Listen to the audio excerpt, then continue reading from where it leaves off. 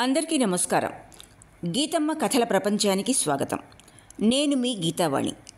ఇప్పుడు మనం రావి శాస్త్రి గారి రచన ఇల్లును ఆస్వాదిస్తున్నాం. ముందుగా రెండవ భాగంలో జరిగిన కథను క్లుప్తంగా తెలుసుకొని మూడవ భాగంలోనికి ప్రవేశిద్దాం. శాంతమ్మ పెట్టిన పెనుకేకకి చిట్టెమ్మ, సోమయాజులు శాంతమ్మ వాటాలోకి వెళ్తారు. అక్కడి నిష్ఠూరపు మాటలకి నొచ్చుకుని చిట్టెమ్మ వెంటనే తన ఇంటికి తిరిగి వచ్చేస్తుంది. సోమయాజులు మాత్రం మరి కాసేపు ఉండి ఇల్లు మొత్తం పరిశీలించి అప్పుడు తిరిగి చిట్టెమ్మ వాటాకి చేరుకుంటాడు. చిన్నబుచ్చుకున్న చిట్టెమ్మని తన మాటలతో నచ్చజెప్పేస్తాడు. తన అండ ఆమెకుందని నమ్మబలికేస్తాడు. ఇక్కడ చిట్టెమ్మ గతాన్ని గురించి 2 మాటలు చెప్తారు. చిట్టెమ్మ భర్త గ్రామకరణం. పెళ్ళైన 4 ఏళ్లకి చిట్టెమ్మకి 20 ఏళ్ల ప్రాయంలో గ్రామ తగాదాల్లో కడతేరిపోతాడు. అదే రోజు యాదృచ్ఛికంగా ఆమె ఆడబడుచు వెంకటలక్ష్మి భర్త త్రాగుబోతుతనంతో విసిగిపోయి తమ్ముడి ఆశ్రయంలో బ్రతకాలని ఆశించి అక్కడికి వచ్చి ఉంటుంది. అలవిగాని దుఃఖంలో ఉన్న చిట్టెమ్మని వెంకటలక్ష్మి ఆ కష్ట సమయంలో ఓదార్పునిచ్చి ఆదుకుంటుంది. ధైర్య సాహసాలు, ఆత్మాభిమానం గల వెంకటలక్ష్మి ఎక్కడో ఒకచోట వంటకు కుదురుకుంటుంది. ఉద్యోగం ఊడగొట్టుకుని వచ్చిన భర్తని లోనికి రాణిస్తుంది. అతడు పెద్దగా సంపాదించి తనకు పెట్టకపోయినా త్రాగుడు మానినందుకు సంతోషపడుతుంది. కానీ ఆ సంతోషం కూడా ఎక్కువ కాలం నిలవదు. వచ్చిన 4 నెలల్లోనే అతడు మరణిస్తాడు. కానీ అరుణప్రకాశం ఆమె కడుపున పడతాడు. ఇంటికి దీపం వంటి ఆ పసివాణ్ణి చూసుకుంటూ వెంకటలక్ష్మి, చిట్టెమ్మ తమ కష్టాలని మర్చిపోతారు. తన అన్న దేశంపైకి వెళ్ళిపోయినా అరుణప్రకాశం మాత్రం బాధ్యతగా చదువుకుంటూ ఫస్టున పాస్ అవుతూ బీఎస్సీలోకి వస్తాడు. అతడికి అద్దెకు ఉన్న అనంతం చిన్న కూతురు జ్యోతిర్మయి అంటే చాలా ఇష్టం. ఇక 3వ భాగంలో కథ ఇలా మొదలవుతుంది. కయ్యం వచ్చేదాకా ఎవరితోనైనా నెయ్యమే సోమయాజులకి. కయ్యం వచ్చిన తర్వాత దెబ్బ కాసుకోవాలి, దెబ్బ తీయాలి, అంతే. వాడెవడో ఇంగ్లీష్ వాడు చెప్పినట్టు స్నేహాలు శాశ్వతాలు కావు, విరోధాలు శాశ్వతాలు కావు. మనిషికైనా దేశానికైనా మన లాభాలే మనకి శాశ్వతాలు. చిట్టెమ్మ దావా చేసింది శాంతమ్మ మొగుడి మీద. దావా చేసే ముందు ఆమె దగ్గర తగినంత డబ్బు లేదు.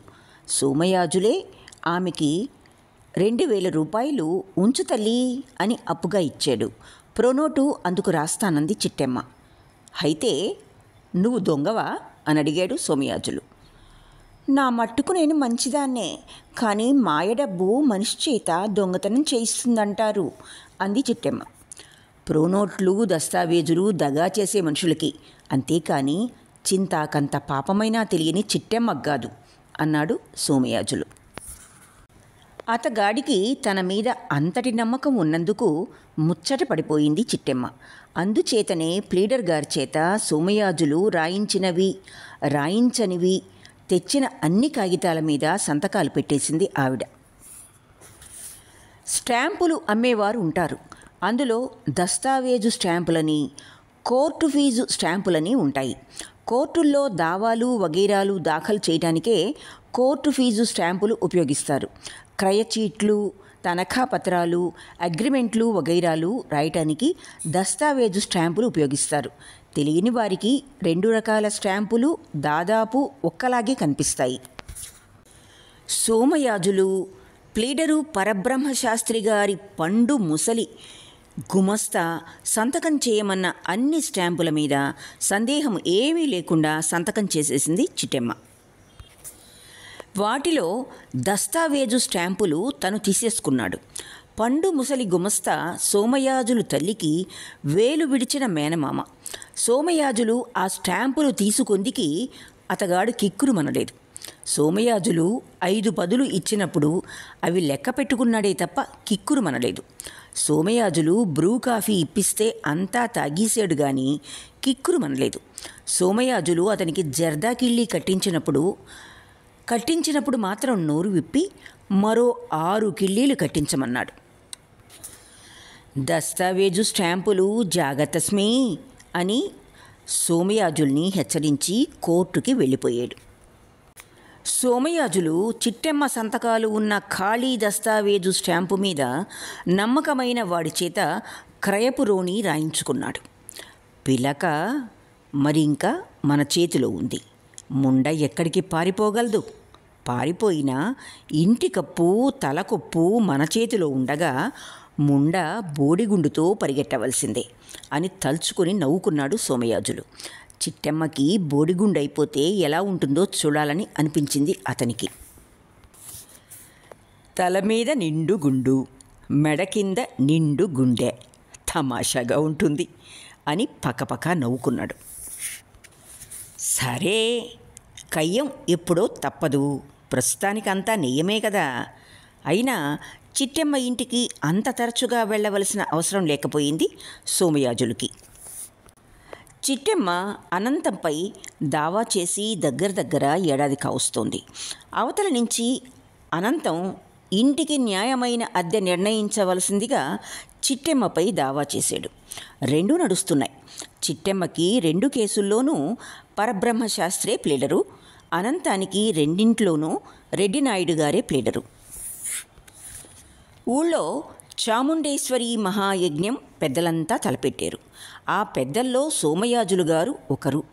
ఆ యజ్ఞం చూడటానికి, దేవిని స్మరించి స్తుతించి పూజించి తరించడానికి అక్కడికి చిట్టెమ్మ, వెంకటలక్ష్మి కలిసి వెళ్ళారు. వాళ్ళ విధంగా పుణ్యం సంపాదించేసి కేసులు ఎక్కడ నెగ్గేస్తారో అని శాంతమ్మ కూడా అక్కడికి వెళ్ళింది.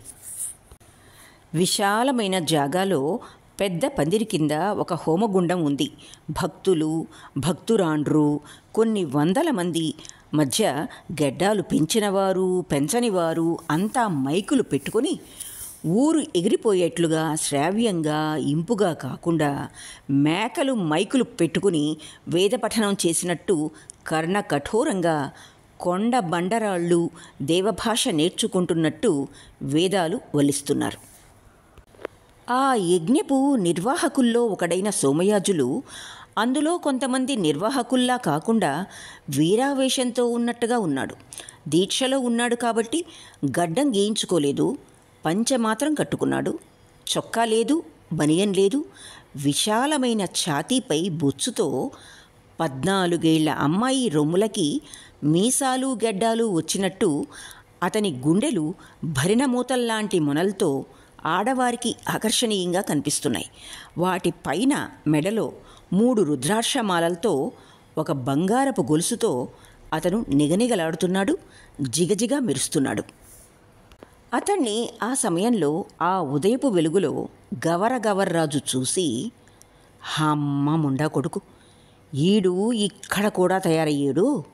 అయితే ఈ పూజలో డబ్బు ఈడు సగం దొబ్బాడన్నమాటే అనుకున్నాడు. గవర్రాజు ఇంటి పేరు కులం పేరు ఒకటే. అతను పక్క వార్డు కౌన్సిలర్. సోమయాజులి వయసే ఉంటుంది.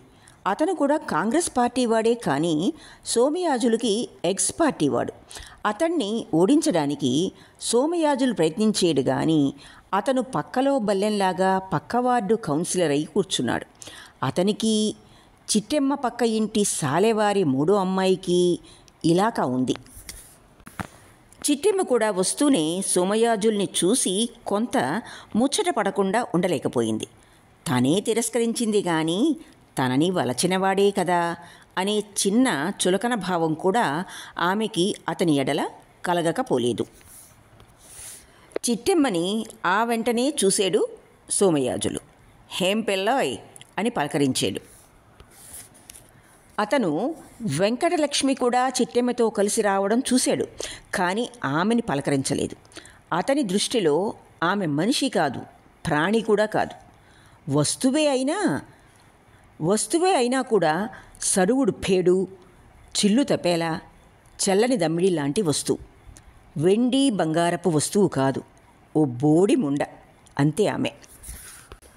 ఏం పిల్లలమో ఏమిటో, పెద్దలంతా మమ్మల్ని మర్చిపోయారు అంది చిట్టెమ్మ.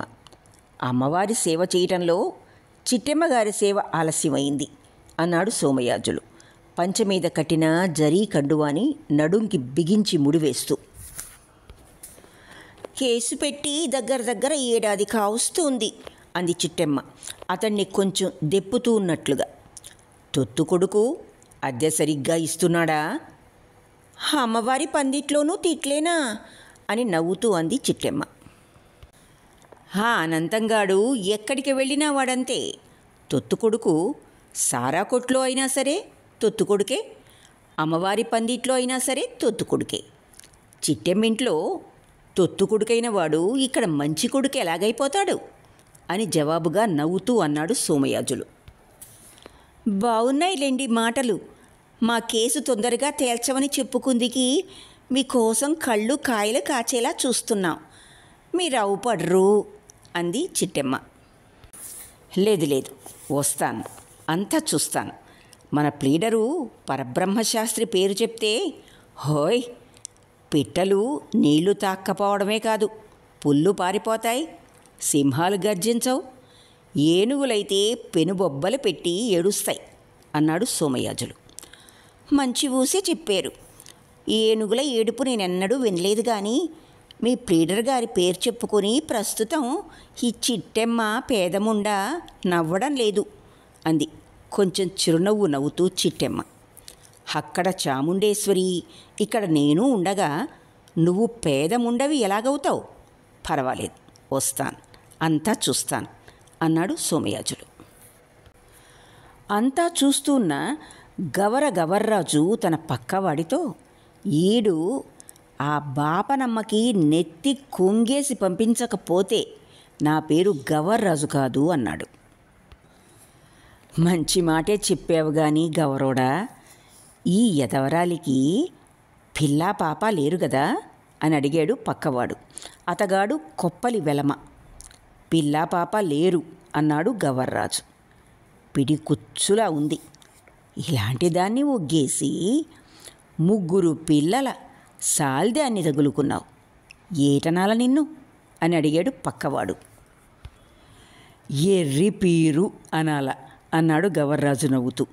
అయితే ఆ దొంగ నా కొడుకు మాత్రం ఎర్రి పీరు కాడు అన్నాడు సోమయాజుల గురించి. ఇల్లు మంచి మీదైనా సంపాదించవచ్చు, చెడ్డ మీదైనా సంపాదించవచ్చు, కయ్యం వచ్చేదాకా నెయ్యమే కదా. ఇది ఈ ముషునూరి అప్పల నరసింహ సోమయాజులు ఉరఫ్ అప్పన్న సోమయాజులు గారి పద్ధతి.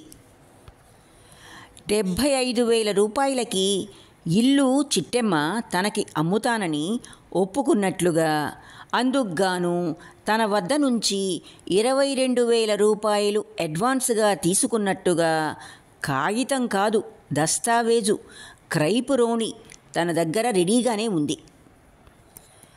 రాతల్లేని స్టాంపు కాగితాల మీద చిట్టెమ్మగారి సంతకాలు సిద్ధంగానే ఉన్నాయి కదా.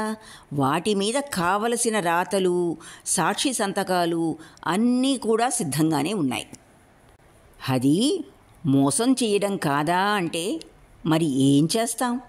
ఆ విధంగా లాభం వచ్చే పనులు నమ్మిన వారి దగ్గరే చేయగలం కానీ నమ్మని వారి దగ్గర ఎలా చేస్తాం? జనులారా, బహుపరాక్. జాగ్రత్త పడకపోవడం, బహుపరాగ్గా ఉండకపోవడం చిట్టెమ్మ తప్పు, నాది ఎంతమాత్రం కాదు అని సమాధానపరుచుకున్నాడు శ్రీ సోమయాజులు గారు. అయితే ఈ సోమయాజులు న్యాయమైన మనిషే గాని అన్యాయానికి పోయే దున్నపోతు కాడు. దున్నపోతులు అసలెవ్వరికీ అన్యాయం చేయవనుకోండి, అది వేరే సంగతి. మాట వరుసకంటున్నారు సోమయాజులు గారు. చిట్టెమ్మ న్యాయంగా ఇల్లు తనకి అమ్మివేస్తే 55,000 కూడా ఆమెకి తను పూల్లో పెట్టి ఇచ్చేయగలడు. ప్రోనోటు లేకుండా తను ఆమె గారికి అప్పుగా ఇచ్చిన 2,000 రూపాయలు తను మినహాయించుకోకుండా ఆమెకే దర్జాగా విడిచిపెట్టేయగలడు. మొన్న ట్యాక్సీ వాడు, సార్ తమరు 25 అడ్వాన్స్గా ఇచ్చారు. అది మర్చిపోయి తమరి దగ్గర 25 ఎక్కువ తీసుకున్నాను సార్. తమరు కూడా మర్చిపోయి ఎక్కువ ఇచ్చేశారు సార్. వాపస్ తీసుకోండి సార్ అంటే తను, కష్టపడ్డావు కదా, మరి ఇంకా వాపస్ ఇచ్చేదేమిటి, ఉంచుకో, నా పేరు చెప్పి ఓ నిప్పు బాటిల్ కొట్టి అన్నాడు. అంటే 10 ఖూనీ సలాంలు కొట్టి మరీ వెళ్ళాడు వాడు మరింకా మధురవాణి హెడ్ కానిస్టేబుల్ గురించి చెప్పినట్టు మనకి ఎప్పటికీ గులాం. మంత్రివర్యుల వద్ద కార్యసాధనకై వారి కోసం ఒకటో రకం పిచ్చికని తను పాడేరు తీసుకువెళ్ళినట్టుగా వాడు పిట్ట మనిషితో చెప్పడు. లాయకి అంటే అలా ఉండాలి. ఇంతకీ చిట్టెమ్మ ఇల్లు అమ్మడానికి, తనకే అమ్మడానికి ఒప్పుకుంటే సరే, లేకపోతే టకాటకి లగాలగి ఎలానూ ఉంటుంది. అప్పుడు ఇవ్వని 20 పోను 28,000కే ఇల్లంతా ఖర్చులతో సహా మహారాజశ్రీ సబ్జడ్జి కోర్టు వారి ద్వారానే దఖలు పడుతుంది. వ్యవహారం అంతవరకు ముదరినంత వరకు ఈ దిబ్బముండకి సరే సాయం చేద్దాం. చాముండేశ్వరి సేవ ముగిసిన తర్వాత సోమయాజులు ఓ రోజు మధ్యాహ్నం భోజనం చేసి కోర్టుకి కిళ్ళి బిగించి బయలుదేరాడు. అనుకున్నట్టుగానే రెడ్డినాయుడు గారి గుమస్తా సూరిబాబు కోర్టు వరండాలో డెస్క్ దగ్గర ఖాళీగా కూర్చునున్నాడు. సూరిబాబుకి 35 ఏళ్ళు ఉంటాయి. ఎర్రగానే ఉంటాడు, కానీ అతడి దవడలు కాల్చిన అప్పడాల్లా ఎగుడు దిగుడుగా పొక్కులుగా ఉంటాయి.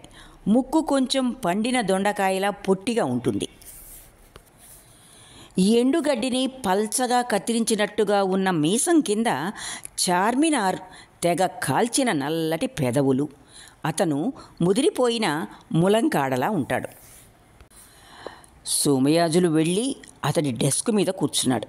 అది పాతకాలపు గుమాస్తాలు నేల మీద కూర్చుని రాసుకునే డెస్కు. ఏమిరా సూరి, ఎలా వెళ్తుంది నీ కథ అని అడిగాడు సోమయాజులు. జేబులో ఓ చెల్లని రూపాయి, ఓ చింకి రూపాయి నోటు, ఓ పావలా బిళ్ళ మాత్రం ఉన్నవాడు అప్పుడే 6 లక్షలు లాటరీలో కొట్టేసి అంబాసిడర్ కారు దిగిన వాణ్ణి ఎంత ద్వేషంతో చూస్తాడో అంత ద్వేషంతో చూశాడు సూరిబాబు సోమయాజుల్ని. చూసి అన్నాడు, ఎలా ఉందా కథ? కాఫీకి టిఫిన్కి దూరంగా ఉంది. ఇప్పించగలిగిన ముండకొడుకులు ఎంతమందున్నా ఇప్పించే దాత కనిపించడు.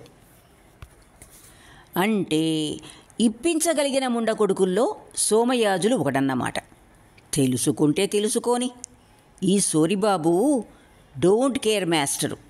ఇలాంటి సోమయాజులు ముండకొడుకుల్లాంటి ముండకొడుకుల్ని 1,00,000 మందిని చూశాడు వీడు. ముండకొడుకులు అవసరం ఉంటే చెరుగ్గడలా మాట్లాడతారు, లేకపోతే కాకరకాయల్లా మాట్లాడతారు.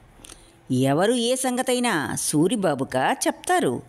ఢక్కా ముక్కీలు తిన్న గాడిద కొడుకు ఈ సూరిగాడు. ప్రెసిడెంట్ ఆఫ్ ఇండియా వచ్చినా వాడు మొల్లోంచి చిక్కన్ తీస్తేనే వాడితో మాట్లాడతాడు చక్కగా. లేకపోతే నేల మీద కూర్చున్నవాడు నేల మీదే కూర్చుంటాడు. Don't care master. ముడ్డి లేపాలంటే ముడుపు చెల్లించవలసిందే. లేకపోతే ప్రెసిడెంట్ ఆఫ్ ఇండియా గారు, మీ కారెక్కి మీరు దయచేయండి. నాకడానికి నా చంక రెడీగా లేదు. మరో చోటికి పోయి మరో చంక నాకండి. వీడు డోంట్ కేర్ మాస్టర్ అని తెలుసుకోండి. కావలిస్తే ప్రధానమంత్రితోనూ పోలీస్ హయ్యర్ అఫీషియల్స్తోనూ చెప్పుకోండి. ఈక ముక్క బరాబర్. వీడు డోంట్ కేర్ మాస్టరు, గుర్తుంచుకోండి. సోమయాజులు డెస్క్ మీద నుంచి లేచి కిళ్ళి ఊసేసి మళ్ళీ వచ్చి కూర్చున్నాడు. హొరే సూరి, డోంట్ కేర్ మాస్టరు, నీ నోటి వట్టం తగ్గించుకోకపోతే నువ్వు కూడా నీ బాబులాగే ఫకీర్ వెదవైపోయి నాశనం అయిపోతావురా. లే అలా వెళ్ళి కాఫీ తాగొద్దాంరా. రెండవ మాట మొదటి మాటను రద్దు చేయును అని కన్యాశుల్కంలో చెప్పాడు. అంచేత వస్తాను. లేడికి లేచిందే ప్రయాణమని నేనేం కాగితాలు కలాలు దస్తావేజులు దాచక్కర్లేదు. రండి, దోశ కాఫీ అనే దివ్యౌషధానికి శీఘ్రగతిని దౌడు తీద్దాం అని లేచాడు సూరిబాబు. కోర్టు వారు నిర్దయగా ఏర్పాటు చేయించిన క్యాంటీన్లో సూరిబాబు ఒకటో రవ దోశ తింటున్నాడు. సోమయాజులు కాఫీ చప్పరిస్తున్నాడు. ఎలా ఉందిరా మీ రెడ్డినాయుడు గారి ప్రాక్టీసు అని నెమ్మదిగా ప్రశ్నించాడు సోమయాజులు. ఆయన గారికే బాగానే ఉంది, మనకి మాత్రం ముడ్డెండ గట్టేస్తున్నాడు. మన పని విందుకెళ్ళి గంజి తాగినట్టుంది అన్నాడు సూరిబాబు. రెడ్డినాయుడు రెడ్డేనట, కానీ నాయుడు అని ఎందుకైనా మంచిది అని తగిలించుకున్నట్ట. రెడ్డిగారు మీరు చాలా దొడ్డవారు అని ఎవరైనా అంటే చాలు, అలా అన్నవారికి ఇంటి పేడ కడగమన్నా కడిగేస్తాట. ఇలాంటి వారి మీదే కవులు పూర్వం కవిత్వం చెప్పే అన్నదానాల కింద అగ్రహారాలు దుబ్బి ముండలకి చంద్రహారాలు గట్రా చేయించుకునేవారుట. తను పుచ్చుకునే వాళ్ళ దగ్గర నిక్షేపంలా ఫీజు పుచ్చుకుంటాట. గుమస్తాగాళ్ల మీదే అనుమానంట. బీదల్ని పీడించకూడదు అని చెప్పి 25 వాలంటరీ ఇప్పించవలసిన చోట 5 ఇప్పిస్తాట. 5 ఇప్పించవలసిన చోట రూపాయి పావలా రాస్తాట. ఇలా అయితే గుమస్తా ముండకొడుకు అనబడే దొప్ప కింద దొప్పగాడు ఎలా బతకడమంట? డోంట్ కేర్ మాస్టరు రెండో రవదోశ లాగించేస్తూ ఉండగా చిట్టెమ్మ అనంతాల కేసు ప్రసక్తి తెచ్చాడు సోమయాజులు. అనంతం అంటే ఆ ఇంటి తగువ ముండా కొడుకేనా? అవును వాడే, ఆసుపత్రిలో నౌకరీ వాడే అన్నాడు సోమయాజులు. పేడ మీద పైసా కాసు పడితే నాలికతో తీస్తాడు వాడే. నెలకొకసారి గెడ్డం గీస్తాడు, 3 నెలలకో మారు బుర్ర గీస్తాడు వాడే. కూతురికి కట్నం ఇవ్వడు, పెళ్లి చెయ్యడు, దాని జీతం కూడా జోబీలో తోసేస్తాడు వాడేరా బాబు. ఓ దిబ్బముండ వాడి మీద కేసు పెట్టింది ఇల్లు ఖాళీ చేయమని. వాడేనా?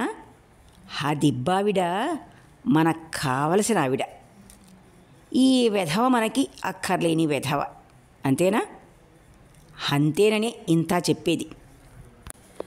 అప్పటికి సూరిబాబుకి రెండో దోశ పూర్తయింది. మూతి కడుక్కున్నాడు, చొక్కా చేత్తో మూతి తుడుచుకున్నాడు. తరువాత 2 చేతులు జోడించాడు.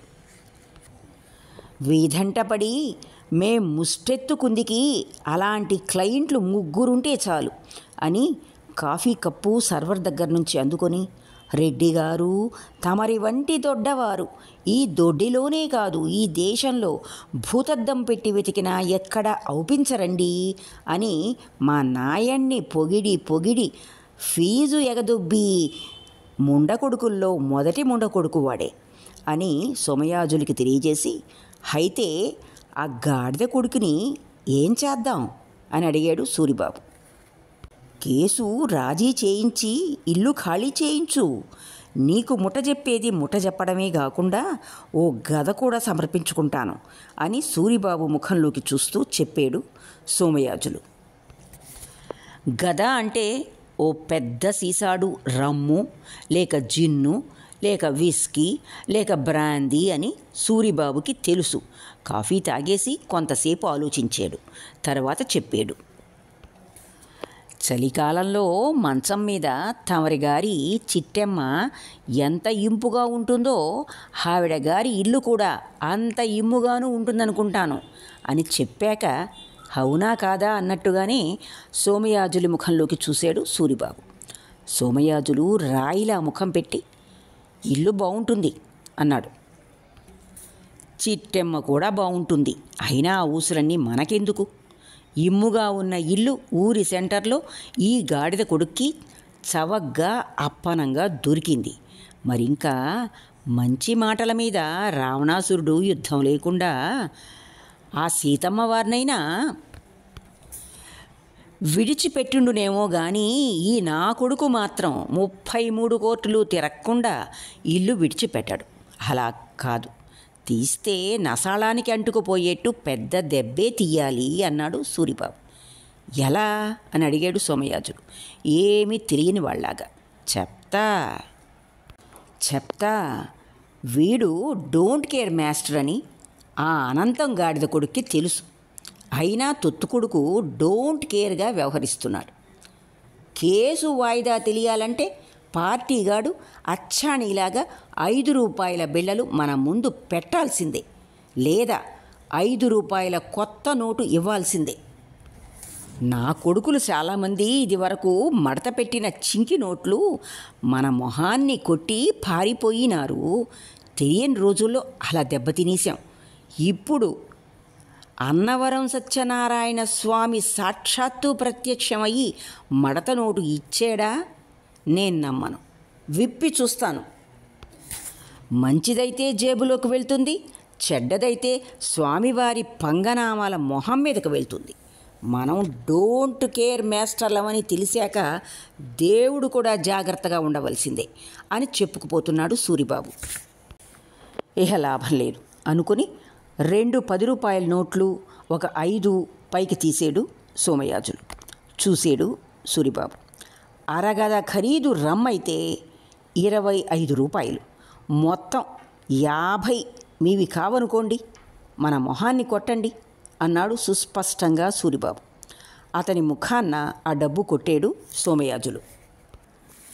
ఆ డబ్బు జేబులో పెడుతూ, ఇది బజానాలే, అసలు బేరం ముందుంది అన్నాడు సూరిబాబు. కాదనలేదే అన్నాడు సోమయాజులు. అప్పుడు చెప్పాడు సూరిబాబు, కొత్తగా వచ్చిన మునుసబు రాక్షసుట్ట, కూరలు మీసాలే అందుకు తక్కువట, చస్తే కేసులు వాయిదాలు ఇవ్వట్ట. చిట్టెమ్మ కేసు శుక్రవారం ఉందిట. అనంతంగాడికి ఏడాదికి ఉన్న సెలవులన్నీ అయిపోయేయిట. ఆ ముష్టి ముండకొడుకు జీతం నష్టం మీద చస్తే సెలవు పెట్టట్ట, అందుచేత వాయిదా అడగమన్నట్ట.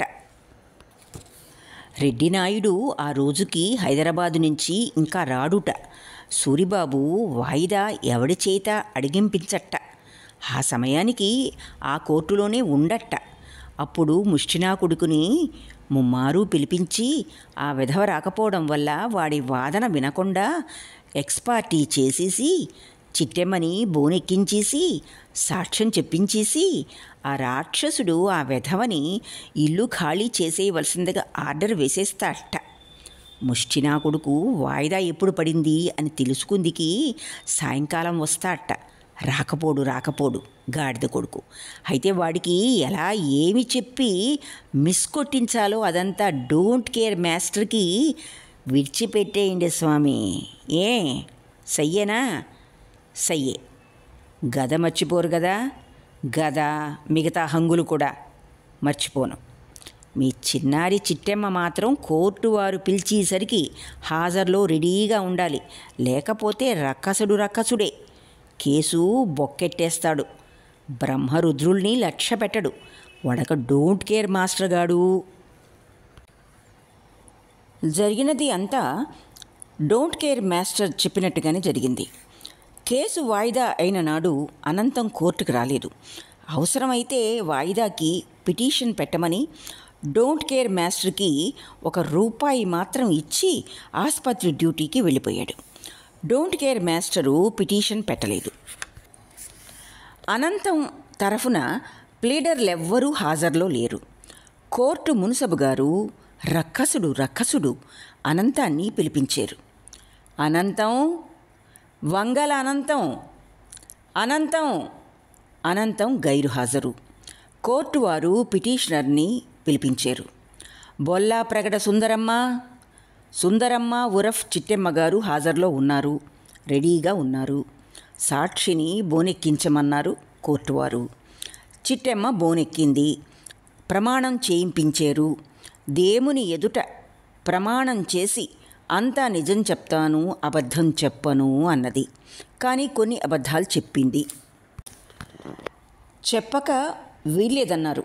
పొద్దున్న ఆఫీస్లో ప్లేడరు పరబ్రహ్మశాస్త్రి గారు విభూది పిండికట్లు నుదుట వెలియగా వాటి మధ్య అంగారు బొట్టు మెరియగా అపర శివుళ్ళ ఉంటారు శాస్త్రి గారు. అబద్ధం చెప్పకపోవడం మహాపాపమని ఎవరికైనా సరే అనిపించేట్టు చేయగలరు వారు. అందుచేత కొన్ని అబద్ధాలు చెప్పింది చిట్టెమ్మ. ఆ పరిస్థితి తెప్పించినందుకు ఆమెకి అనంతం మీద చాలా కోపం వచ్చింది. న్యాయంగా అద్దె పెంచమంటే ఎంతో కొంత సబబుగా పెంచకూడదా? ఆ అనంతం పెద్ద మనిషి. పెళ్ళాం అతన్ని తిట్టిపోస్తుందంటే ఊరికినే తిడుతుందా? సాక్ష్యం చెప్పేసింది. బోను దిగమన్నారు, దిగిపోయింది. అనంతం నెల దినాల తర్వాత ఇల్లు ఖాళీ చేసేయవలసిందిగా ఆర్డర్ జారీ చేసేశారు శ్రీ కోర్టు వారు. సూరిబాబుకి ఇవ్వవలసిన మిగతా డబ్బు, గదకి డబ్బు కూడా ఇచ్చేసాడు సోమయాజులు. ఖర్చుల కింద చిట్టెమ్మ దగ్గర నుంచి అంత డబ్బు వసూలు చేసి ఇల్లు కోర్టు వారు ఖాళీ చేసేయాలని ఆర్డర్ జారీ చేసినట్టుగా అనంతానికి తెలియనివ్వకుండా ముసుగులో దాచి ఉంచాడు సూరిబాబు. నెల రోజులు గిరగిర బిరబిర దొర్లిపోయి వెళ్ళిపోయాయి. కోర్టు వారు అనంతానికి ఇచ్చిన గడువు అంతా అయిపోయింది. ఒక శనివారం, అది ఆ నెలలో 3వ శనివారం. ఆ దినం కోర్టుకి సెలవు. మర్నాడు ఆదివారం కోర్టుకి సెలవు. ఆ దినం బాగా వేడిగా లేకపోయినా బాగా ఎండగా ఉంది. ఉదయం 9 దాటింది, 10 ఇంకా కాలేదు. ఆ వేళ ఆసుపత్రిలో ఆఫీసుకు కూడా సెలవే. కానీ అనంతం పనిచేసే సెక్షన్లో ఆడిటింగ్ జరుగుతోంది. అందుచేత అతను ఆఫీస్కి వెళ్ళిపోయాడు. అతని తండ్రి లోపల గదిలో వాలు కుర్చీలో కూర్చొని ముందు రోజు సాయంత్రం వచ్చిన ఇంగ్లీషు వార్తాపత్రిక సగభాగం చదువుతున్నాడు. చిన్న జ్యోతిర్మయి ముందు ఉన్న రేడియో గదిలో మరో వాలు కుర్చీలో కూర్చొని అదే ఆంగ్ల పత్రిక మిగతా భాగం చదువుతోంది. పెద్ది, అనంతం పెద్ద కూతురు, తలంటూ స్నానం చేసి ఇస్త్రీ బట్టలు కట్టుకొని పంకా కింద తువ్వాల్తో తల తుడుచుకుంటోంది. వంట ఇంట్లోంచి వేపిన కందిపప్పు ఉడుకుతూ ఉన్న ఘుమఘుమ వాసన ఇల్లంతా అలుముకుంటోంది. రేడియోలో హిందీ పాట ఎవరో మధురంగా పాడుతున్నారు. శాంతమ్మ నడివాకిట్లో రోటి దగ్గర కూర్చొని రోట్లో కొత్తిమీరి పచ్చడి రుబ్బుతోంది. వీధి గుమ్మానికి ఎదురుగా ఆమె కనిపిస్తోంది. అంతలో వీధి నడవలోంచి లో వరండాలోకి 5 ముందు, వాళ్ల వెనక నుంచి మరో 3, కూరల బజార్లోకి ఒక్కసారి 8 ఆబోతులు దిగినట్టుగా అధికారయుతంగా దిగేరు. వారిలో ఒకడు సోమయాజులు కాబట్టి అతన్ని శాంతమ్మ పోల్చింది. శాంతమ్మ ఆ తరువాత ఆ సాయంత్రం చెప్పిన మాటల్లో చెప్పాలంటే, ఒకడు ఎండిపోయి వడలిపోయిన వంకాయలా ఉన్నాడు, అతను గ్రామ మునసబు. మరొకడు బీరకాయ పచ్చడి ముద్దల మొహం వాడును, అతగాడు కోర్టు వారు పంపిన బేటా అమీను. మొన్న చేసిన ఇడ్లీలా ఉన్న 2 వెధవలు కోర్టు జవాన్లు. శవాల మోతగ్గాళ్లలా 3 వెధవలున్నారు. వాళ్ళు రిక్షా వాళ్ళు. అనంతం ఎక్కడున్నారు అని శాంతమ్మని అడిగాడు పచ్చడి మొహంగాడు. శాంతమ్మ పక్కని ఉన్న చెంబులో నీళ్లతో చేయి కడుక్కొని బయట సర్దుకుంటూ లేచి నిలబడి, లేరు, ఆఫీస్కి వెళ్ళారు అని చెప్పి మీరెవరు అని అడిగింది. నేను కోర్టు వారి బేటామీన్ని. అనంతం చేత ఇల్లు ఖాళీ చేయించి సుందరమ్మ గారికి అప్పచెప్పడానికి వచ్చాం. ఇదిగో వీళ్ళిద్దరూ పెద్ద మనుషులు అని సోమయాజుల్ని, గ్రామ మునుసబుని చూపించాడు బేటా అమీను. శాంతమ్మకి ఈసారి మూర్ఛ ఎందుచేతనో రాలేదు. దాని స్థానే కోపం వచ్చింది. ఎవరిల్లు ఎవరికి అప్పచెప్పారు? కోర్టులో కేసు నలుగుతోంది కదా అంది శాంతమ్మ. అది నలగడం, పచ్చడి అయిపోవడం, అవతలి వాళ్ళు అన్నంలో కలుపుకొని అది భోంచేసేసి అరాయించీసుకోవడం అంతా అయిపోయాక ఇంకా కేసు నలగడం ఏమిటి? మీరు రుబ్బుతూ ఉన్న పచ్చడి భోంచేసేసాక మిగులుతుందా? అలాగే అంతా అయిపోయింది. మీ కేసుని సుందరమ్మ తినేసింది అన్నాడు బేటా అమీను. సుందరమ్మ ఎవరు అని అడిగింది శాంతమ్మ. చిట్టెమ్మ గారి అసలు పేరు సుందరమ్మ అని ఆమెకు జవాబు చెప్పాడు సోమయాజులు. శాంతమ్మ క్షణంపాటి నివ్వెరపోయి ఆ తరువాత అయ్యో మీ ఇంట పిరుగులు వెళ్ళా అని వచ్చిన ఆ యనమండుగురిని ఉద్దేశించి అని సోమయాజుల్ని ప్రత్యేకంగా చేత్తో చూపిస్తూ, ఇదంతా నువ్వే చేసేవయ్యా. మమ్మల్ని దుఃఖ పెడితే నీకేం కలిసొచ్చిందయ్యా? మునగ చెట్టుని గొంగళీ పురుగు తినేసినట్టు మా మీద కక్షగట్టి మమ్మల్ని ఇలా తినేసి నువ్వేం బాగుపడతావయ్యా? భక్తుల్ని నువ్వు కొడితే భగవంతుడు నిన్ను ముద్దిస్తాడనుకున్నావా? ఎప్పుడో అప్పుడు మూతిపళ్ళు నీకు రాలగొట్టకపోడు అని కేకలు వేసింది. జవాబుగా సోమయాజులు చిరునవ్వు నవ్వి చొక్కా మీద నలకల్ని కుడి చేత్తో ఓసారి దులుపుకున్నాడు. శాంతమ్మ వాకిట్లో నేల మీద చతికిల పడిపోయి 2 చేతులతోనూ తల పట్టుకుని శాపనాకారాలు మొదలుపెట్టింది. వీళ్ల మొహాలు ముట్టించెయ్యా, వీళ్ల ఇళ్ళు వల్లకాడైపోను. దాంతో బేట ఆమీనుకి కోపం వచ్చింది. తనతో ఉన్నవారిని ఉద్దేశించి, చూస్తారే, సామాన్లన్నీ వీధిలోకి విసిరేయండి అని హుకుం జారీ చేశాడు. ఇంతలో వార్తాపత్రిక విసిరేసి చిన్న, తల సగమే తుడుచుకున్న పెద్ది, చేత్తో వార్తాపత్రికతో అనంతం తండ్రి వరండాలోకి వచ్చారు. ఏమిటైంది అని గాభరాగా అడిగాడు అనంతం తండ్రి. నా శ్రాద్ధం అయింది, మీ పిండా కూడా అయింది అంది శాంతమ్మ. ఇల్లు ఖాళీ చేసేయమని ఆర్డర్ అయింది, ఇదిగో కోర్టు వారి తాకీదు అంటూ ఒక కాగితం తీసాడు అమీను. ఆ కాగితం చూడకుండా అనంతం తండ్రి, వచ్చి నెల కదా కేసు వాయిదా అని ఆశ్చర్యపోయాడు. లేదండి, కిందటి నెలే అంతా అయిపోయింది అని కలగజేసుకున్నాడు సోమయాజులు. పెద్దికి ఏమీ బోధపడలేదు.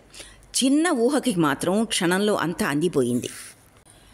బేటా ఆమీన్ని ఉద్దేశించి, ఏమండి, ఆ తాకీదు మా నాన్నగారి మీద కదా, ఆయన ఆఫీస్కి వెళ్ళారు, ఇవాళ ఆడిటింగ్, నేను వెళ్ళి క్షణంలో పిలుచుకొస్తాను, ఆయన ఉండడం మంచిది కదా, ఒక్క క్షణం ఆగండి ప్లీజ్ అని బతిమలాడింది.